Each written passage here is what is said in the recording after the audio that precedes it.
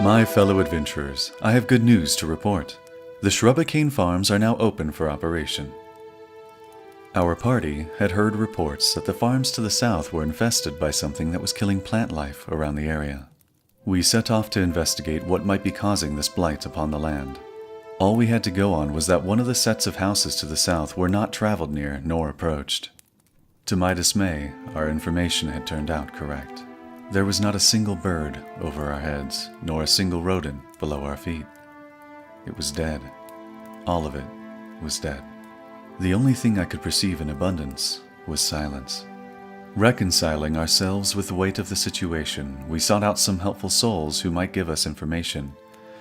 And to our pleasure, we were met by a gentleman by the name of One-Eyed Jimmy. Drug addictions aside, I'll get to that later, he was a fine fellow and offered to work the land should we clear out the farm. We also met a little fellow named Shrubs, who spoke Sylvan and now owns a house at the farm due to an agreement that was levied. He and his friends, who will now aid us in tending the land, are tree-like entities that are very kind and very much in tune with nature. Shrubs also told us that the reason behind all the death was a green king that walked the fields at night.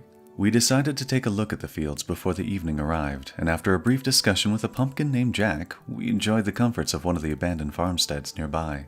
Our evening was not peaceful, however, as two amalgamations, monstrosities even, rose from the ground, pulling their roots out and attacking us in the night. And within a fraction of a second, our good paladin Ragnar, who I shall now refer to as Action Ragnar, dove through the window over Tamwin as he slept and took to combat in our defense. Soon thereafter, Ciro aided his call, as did Tamwin. I decided to take to the south to find the second horror shambling in the dark, and with the aid of Raz, the Goblin King, and Saris, Grave Cleric Extraordinaire, we managed to end the beast. Taking a moment of respite, chilled from the sweat of battle in the cold night's air, we steeled ourselves and pressed southward. As we arrived, we found nothing. We began to search in an effort to find this Green King and converse with him. After all, we had hoped we could end things peacefully after speaking to a pair of scythe trees in the area. However, it was not meant to be. The Green King arose from the very vines of the fields and pulled together into a humanoid form. We tried diplomacy, but communication on his behalf was limited to the urges of primal hunger. It pains me, as a druid, to take a creature of such magnificence and return it to the earth. But a balance must be kept, and this perverse creature had no chance of salvation. The battle was furious, his thorned vines whipping at our bodies. So many of them. 2, 3? I lost count. They never stopped. I directed all my efforts into restraining him, which was only managed through the actions of the entire party, especially so, Raz. He had called out to Tyrael, his patron, to aid us in our time of need. It was this tremendous show of force, I fear, that spooked one of our dear paladin's horses, which then ran directly into a scythe tree, provoking it to battle. The horse was not long for this earth, however. It lasted only mere moments, being felled mid-stride. Both of the trees then slammed into Saris the moment I crushed the last of the life from the Green King. I only heard the sound of it, the sickening thuds, the tearing of barbed tree branches pulling against flesh. Saris stumbled backwards, barely, and chose to heal others before looking into her own safety. As I had moved to intercept, the paladins and warlocks struck against the tree with a tremendous retribution.